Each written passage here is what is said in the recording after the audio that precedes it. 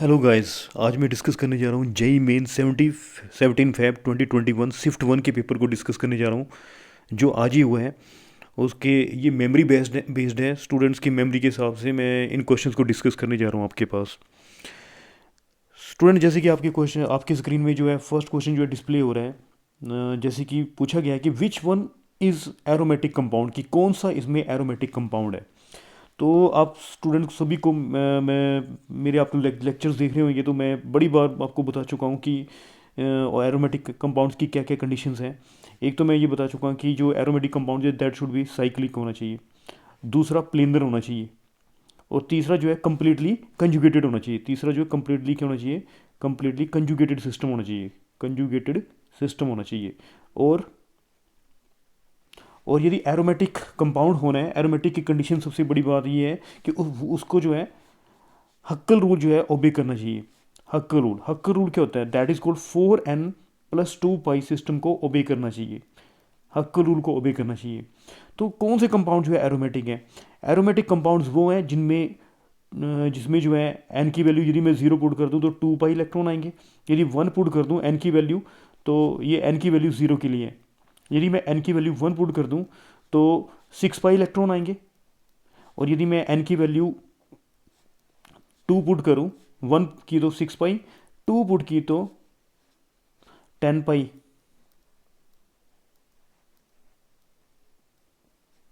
10 pi electron.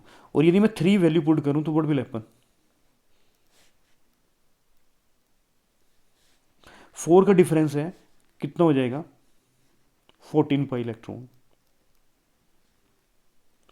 0 put किया तो 2 पाई, 1 put किया तो 6 पाई, 2 पुट किया तो 10 पाई, और 3 पुट किया तो 14 पाई। तो वो सिस्टम जिसके पास 2 पाई, 6 पाई, 10 पाई और 14 पाई इलेक्ट्रॉन्स होंगे वो जो है हक्क रूल को ओबे कर रहे हैं, और वो कंपाउंड जो होगा वो एरोमेटिक इन नेचर होगा। और स्टूडेंट्स, जो एंटी एरोमेटिक कंपाउंड्स हैं, ये तो मैंने जो कंडीशन बताई that is for the aromatic के लिए बताई मैंने। और एंटी एरोमेटिक्स में भी यही होता है, ऐसा ही है, बिल्कुल सेम सिस्टम ऐसा ही होता है। कंप्लीटली कंजुगेटेड होना चाहिए, साइक्लिक होना चाहिए, प्लेनर होना चाहिए। और उसमें जो एंटी एरोमेटिक की जो सबसे बड़ी कंडीशन जो है that will be, anti aromatic के लिए, एंटी एरोमेटिक कंपाउंड्स में जो है हक्कर रूल की जगह पे 4n पाई सिस्टम होता है। कौन सा होता है, 4n पाई सिस्टम। यदि n की वैल्यू 1 होगी तो इसका मतलब कितने इलेक्ट्रॉन्स होंगे, 4 पाई इलेक्ट्रॉन्स। यदि n की वैल्यू 2 होगी तो 2 होगी तो कितना होगा, 8 पाई। 3 होगी तो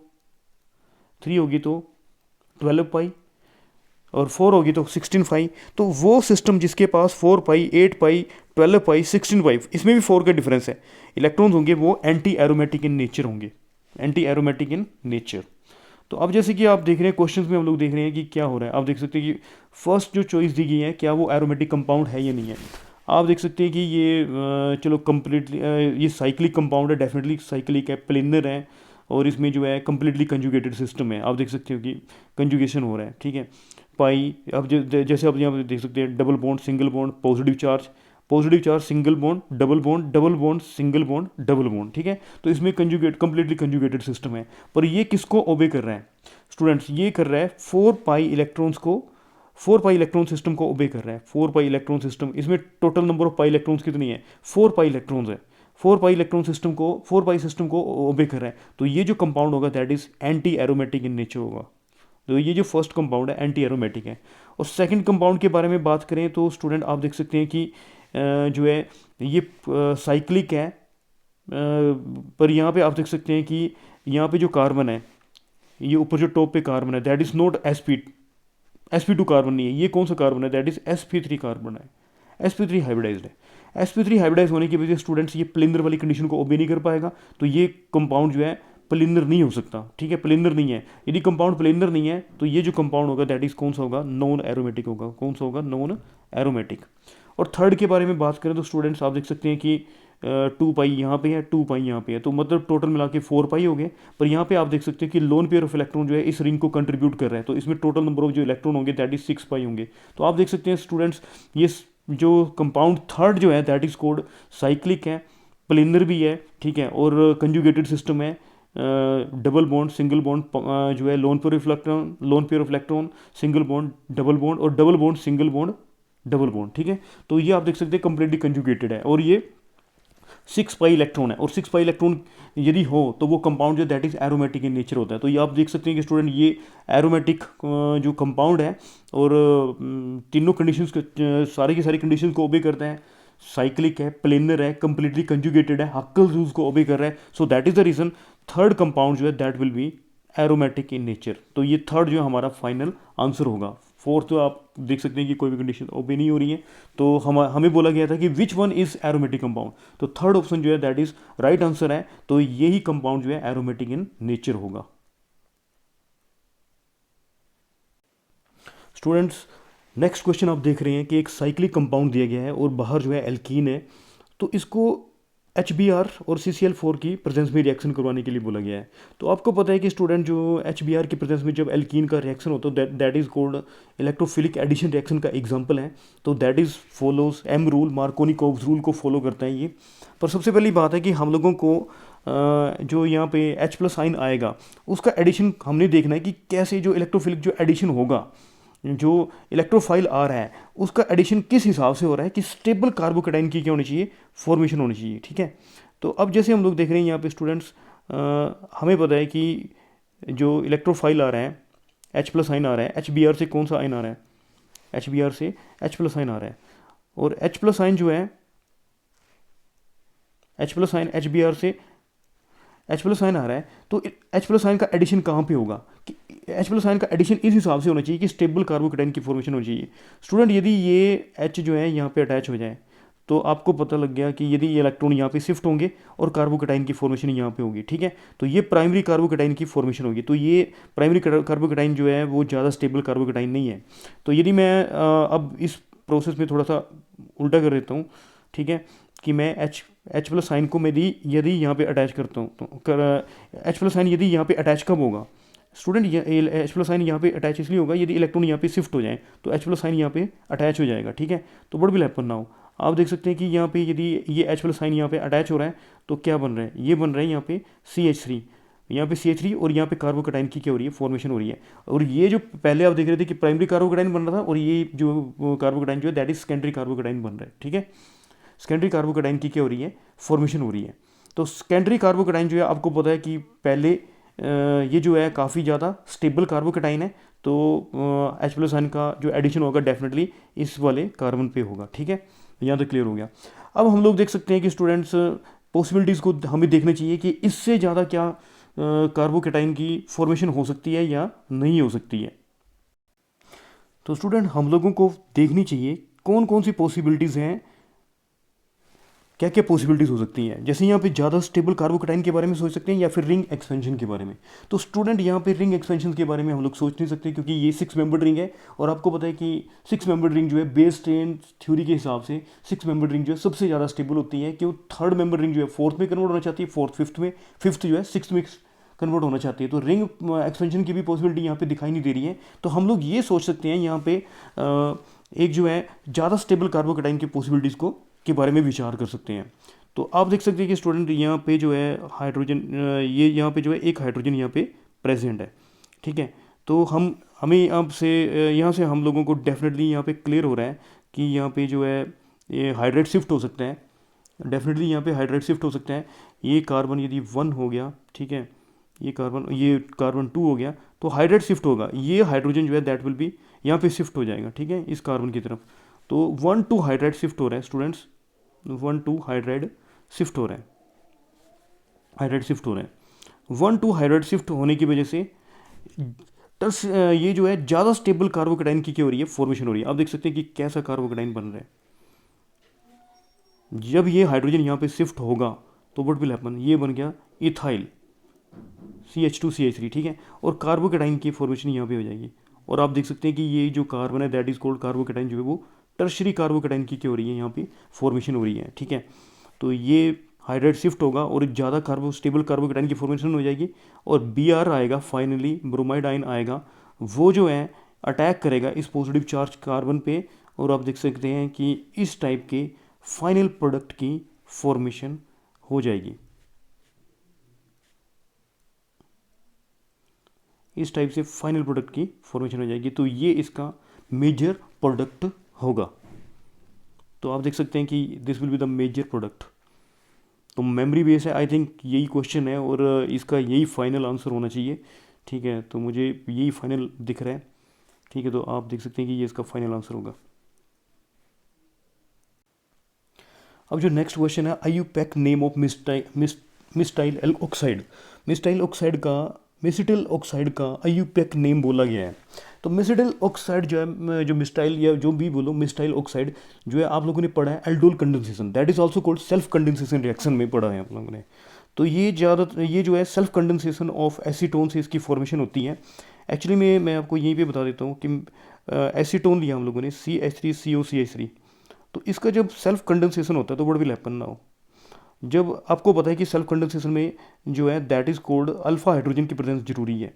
तो ये फंक्शनल ग्रुप के बाद जो कार्बन होता है दैट इज़ कोल्ड, उसको अल्फा हाइड्रोजन बोलते हैं, अल्फा कार्बन बोलते हैं। और जो है, और ये जो अल्फा, ये फंक्शनल ग्रुप के बाद जो कार्बन दैट इज कोल्ड, इसको अल्फा कार्बन बोलते हैं। और अल्फा हाइड्रोजन होना चाहिए सेल्फ कंडेंसेशन के लिए। और ये जो हाइड्रोजन होता है, जो वन मोलिक्यूल का जो हाइड्रोजन है, वो दूसरे कार्बोनिल कंपाउंड के साथ क्या होता है, अटैच हो जाता है स्टूडेंट्स।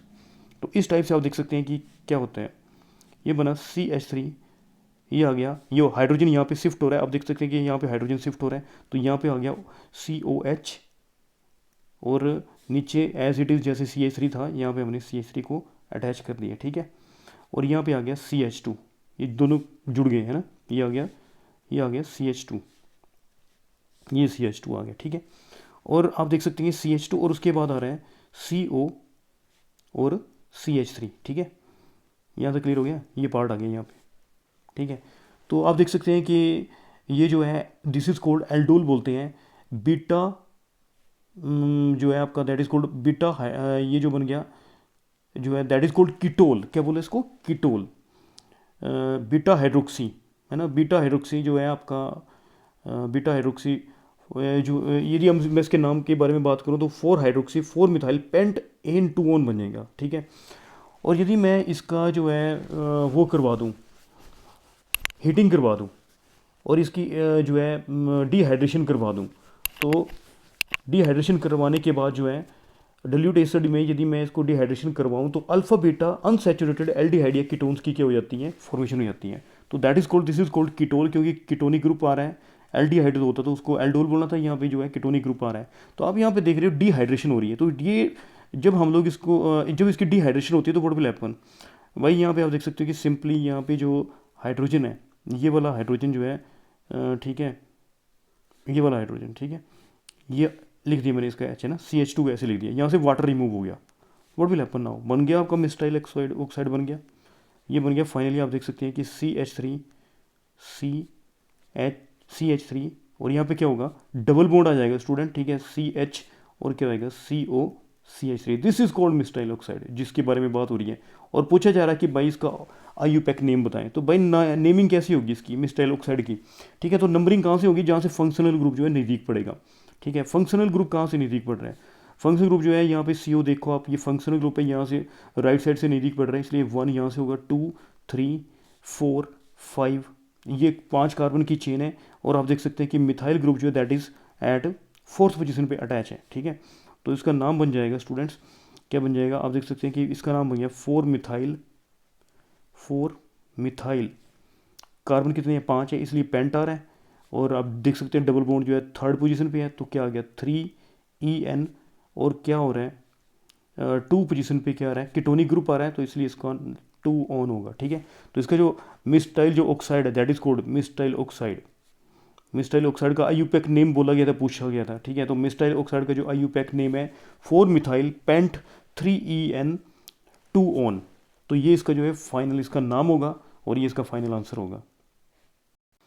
स्टूडेंट, तो नेक्स्ट क्वेश्चन आप देख रहे हैं कि क्लोरोबेंजीन से फिनोल की फॉर्मेशन हो रही है, और बहुत ही famous reaction that is called Dow's process, this is called Dow's process. इस दिन नेमिंग रिएक्शन पूछे जा रहे हैं। देखो, डाउस प्रोसेस के बारे में पूछा गया है, तो बहुत ही सिंपल मेथड है, that is this is the commercial preparation method of phenol, जिसमें क्लोरोबेंजीन से फिनोल बनाया जाता है। तो फिनोल को बनाने का मेथड है, तो क्लोरोबेंजीन को जब हम लोग क्या करते हैं, किससे ट्रीट करवाते हैं, यही पूछा गया है कि किससे ट्रीट करवाते हैं स्टूडेंट्स, यही पूछा गया है कि किससे कंडीशन, क्या कंडीशंस में क्लोरोबेंजीन जो है वो सोडियम फिनऑक्साइड की क्या कर रहा है, फॉर्मेशन कर रहा है। तो भाई सिंपल सी बात है, क्लोरोबेंजीन को जब हम लोग ट्रीट करते हैं किससे, NaOH के साथ ट्रीट करते हैं, 10% NaOH का सोल्यूशन होता है, और टेम्परेचर जो है दैट इज़ 623 केल्विन जो है टेम्परेचर होता है, और प्रेशर जो होता है that is called high pressure, 300 atmospheric pressure होता है।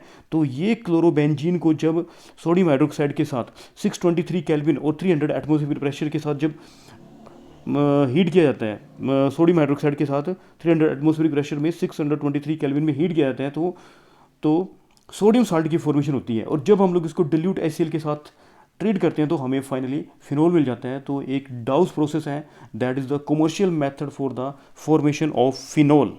तो ये कंडीशन पूछी गई थी, तो आप देख सकते हैं कि इसमें जो है रीजेंट जो होगा NaOH होगा, 623 केल्विन होगा टेम्परेचर, और 300 एटमॉस्फेरिक प्रेशर होगा, तो आपको क्लोरोबेंजीन से फिनोल मिल जाएगा, और ये कंडीशन पूछी गई थी। नेक्स्ट क्वेश्चन आप देख रहे हो कि यहाँ पे जो है बेंजामाइड लिया गया है, उसको ब्रोमीन और पोटाशियम हाइड्रोक्साइड की प्रेजेंस में रिएक्शन करवाया गया है। तो आप देख सकते हैं कि ये जो पार्ट है दैट इज कोल्ड, इसको हम लोग कौन सा बोलते हैं, हॉफमैन ब्रोमोमाइड डिग्रेडेशन रिएक्शन। कौन सा ये जो रिएक्शन का जो पार्ट है दैट इज कोल्ड, इसको बोलते हैं Hoffmann bromamide, Hoffmann bromamide degradation reaction. तो यहाँ पे क्या हो रहा है, जब ये हॉफमैन ब्रोमाइड डिग्रेडेशन रिएक्शन हो रहा है तो स्टूडेंट्स आप देख सकते हैं कि CO, this is called benzamide का जब Br2 और NaH की प्रेजेंस में ट्रीट किया जाता है तो what will happen now, Br2 और NaH की प्रेजेंस में जो है इसका डिग्रेड हो जाएगा। डिग्रेडेशन का मतलब इसका कार्बन कम हो जाएंगे, और ये जो है किसकी फॉर्मेशन करेगा, एरोमेटिक प्राइमरी अमीन्स की फॉर्मेशन करेगा, that is called NH2, aniline की फॉर्मेशन करेगा, एरोमेटिक प्राइमरी अमीन्स की फॉर्मेशन करेगा। और स्टूडेंट आप लोगों को पता है, और ये हमें यही फाइंड आउट करने के लिए बोला गया, तो ए जो है दैट इज़ एनिलीन। और दूसरा हम लोगों को बोला गया स्टूडेंट, इसको किसके साथ ट्रीट करना है, क्लोरोफॉर्म। जब इसको वार्म किया जाता है, एरोमेटिक प्राइमरी अमीन्स या प्राइमरी अमीन्स जो है, जब हम लोग उसको क्लोरोफॉर्म के साथ वार्म करते हैं अल्कोहलिक QH की प्रेजेंस में, तो इसमें फिनाइल आइसोसाइनाइड की क्या होगी, फॉर्मेशन होगी, फिनाइल आइसोसाइनाइड की फॉर्मेशन होगी, एक फाउल स्मेल आएगी, एक अनप्लीजेंट स्मेल आएगी, दैट इज कोल्ड आइसोसाइनाइड की क्या होगी, फॉर्मेशन होगी। पोटाशियम क्लोराइड और वाटर जो है बाहर निकल जाएगा। So that is a test of distinction, यदि आपको याद होगा तो कार्बाइल अमीन जो है that is a test of distinction between primary, secondary and tertiary amines. Only primary amines and aromatic primary amines give this test, even secondary and tertiary amines जो है they will do not give this test। तो हमें लोगों को बोला गया था, तो आप you can to say that कि ये जो कम्बिनेशन है that is Hofmann bromide degradation और कार्बाइल एमीन रिएक्शन का जो है कम्बिनेशन रिएक्शन बोल सकते हैं आप लोग, ठीक है। तो ए जो होगा आपका फिनाइल होगा आंसर, ठीक है, और जो बी होगा वो फिनाइल आइसोसाइनाइड जो है वो उसका फाइनल आंसर होगा, ठीक है। स्टूडेंट नेक्स्ट क्वेश्चन आप देख रहे हैं कि जैसे कि which of the flowing reaction is ammonolysis reaction, कि इनमें से कौन सा रिएक्शन जो है अमोनोलिसिस रिएक्शन होगा। अमोनोलिसिस रिएक्शन के बारे में बात करें तो अमोनोलिसिस रिएक्शन जो है आप लोग एल्काइल हैलाइड की केमिकल प्रॉपर्टीज़ के में पढ़ते हो आप लोग। उसमें क्या होता है स्टूडेंट्स कि जब हम लोग जो है एल्काइल हैलाइड को अमोनिया के साथ, अमोनिया जो है सोलवेंट के साथ जब हम लोग इसको ट्रीट करवाते हैं तो what will happen now, ammonia जो है that is called, this is the example of SN2 reaction. कौन सा रिएक्शन का एग्जांपल है, SN2 रिएक्शन का एग्जांपल है nucleophilic substitution reaction by molecular. तो इसमें क्या होता है कि इस क्लोरीन जो है उसकी इलेक्ट्रोनेगेटिविटी ज़्यादा है, इसलिए कार्बन पे पॉजिटिव चार्ज आएगा, और यहाँ से ये जो न्यूक्लियोफाइल जो ये जो दैट इज कॉल्ड न्यूक्लियोफाइल जो है यहाँ पे अटैक करेगा, और क्या हो रहा है बॉन्ड और ब्रेकिंग और फॉर्मेशन जो है साइमल्टेनियसली हो रही है, SN2 रिएक्शन का एग्जांपल है। तो फाइनली यहाँ पे आप देख सकते हैं कि RNH2 बन जाएगा, और HX यहाँ पे निकल गया बाहर, HCl वगैरह जो भी है बाहर निकल जाएगा। इसको फर्दर भी करवा सकते हैं हम लोग, ये प्राइमरी अमीन की फॉर्मेशन हो जाती है, और ये जो है फर्दर चलता रहता है। यदि मैं बात करूँ आगे तो ये RX द्वारा आ जाएगा, ठीक है, इसके साथ द्वारा ट्रीट होगा रिएक्शन, है ना। तो यहाँ पे बन जाएगा, ये प्राइमरी मीन बनी थी, यहाँ पे सेकेंडरी मीन बन जाएगा, R2NH बन जाएगा। और यदि मैं इसको फर्दर जो है रिएक्शन को करवा दूँ, फर्दर इस रिएक्शन को एल्काइल हैलाइड के साथ करवा दूँ तो क्या होगा RX। तो यहाँ पे क्या होगा स्टूडेंट, टर्शरी अमीन बन जाएगी, और इसी तरह से क्वाटरनरी अमोनियम साल्ट बन सकता है। तो that is this method is use for the preparation of primary secondary and tertiary amines की फॉर्मेशन का एक मेथड है। यहाँ पे सेकेंडरी टर्शरी अमीन बन जाएगी। तो आप देख रहे हो स्टूडेंट की सिंपली यहाँ पे क्या हो रहा है, एल्काइल हैलाइड को अमोनिया के साथ ट्रीट किया जा रहा है। तो वही अमोनोलिसिस रिएक्शन होगा। तो आप देख सकते हैं कि सेकंड चॉइस जो है आपका फाइनल आंसर होगा, जिसमें एल्काइल हैलाइड को ट्रीट किया गया है अमोनिया के साथ और प्राइमरी अमीन की क्या होगी है, फॉर्मेशन होगी है। ठीक है, पहले जो है रिडक्शन रिएक्शन आप देख सकते हैं, दूसरे में एसिटिल क्लोराइड को अमोनिया के साथ ट्रीट करवा के अमाइड की फॉर्मेशन हुई है, और अगले जो नीचे जो है फोर्थ में पोटाशियम साइनाइड के साथ ट्रीट करके साइनाइड बनाया गया है। तो आप देख सकते हैं कि सेकंड जो है इसका फाइनल आंसर होगा, क्योंकि पूछा गया था कि which of the flowing reaction is ammonolysis reaction. ठीक है, तो ये इस टाइप से आपके क्वेश्चन थे। ये जो 17 मार्च को जो हुआ पेपर, उसका जो है shift that is called first के ये क्वेश्चंस हैं। तो स्टूडेंट्स आप देख सकते हैं कि इसी टाइप के क्वेश्चंस आएंगे, और आप जो है एक्सपेक्टेड क्वेश्चंस इसी टाइप के हो सकते हैं। तो अमोनोलिसिस से भी आ सकते हैं ये क्वेश्चन, सेकेंडरी अमीन और टर्शरी मीन्स के हो सकते हैं क्वेश्चंस। ठीक है, मार्कोनी रूप में हम लोग देख सकते हैं, या क्वेश्चन जो है that is 1 to hydrate shift हो सकते हैं अगले क्वेश्चन, या फिर 1 to मिथाइल शिफ्ट के भी ऊपर बेस हो सकते हैं, रिंग एक्सपेंशन भी हो सकती हैं। ठीक है, तो इस टाइप के क्वेश्चन होने की काफ़ी प्रोबेबिलिटी है। आप देख सकते हैं कि जो एरोमेटिक जो कंपाउंड्स के ऊपर जो है बार बार क्वेश्चन आ रहे हैं। अभी जो मैंने 16 मार्च को के पेपर को मैंने डिस्कस किया था शिफ्ट 1 में, उसमें भी आप देख सकते हैं कि एरोमेटिक कंपाउंड्स के बार बार पूछा जा रहा है कि कौन से कंपाउंड एरोमेटिक है, कौन से नॉन एरोमेटिक, मतलब वही एरोमेटिक कंपाउंड्स के बारे में पूछा जा रहा है। तो ये क्वेश्चन जो है बार बार आ रहे हैं, है ना। तो आप ये जो है सभी बिल्कुल डीपली स्टडी करें नेक्स्ट पेपर्स के लिए। ठीक है, और अपना बिल्कुल पोटेंशियल लगाएं। बेस्ट ऑफ लक स्टूडेंट जो कि अगले पेपर्स दे रहे हैं, वो अच्छी तरह से प्रिपरेशन करें। Thank you for watching.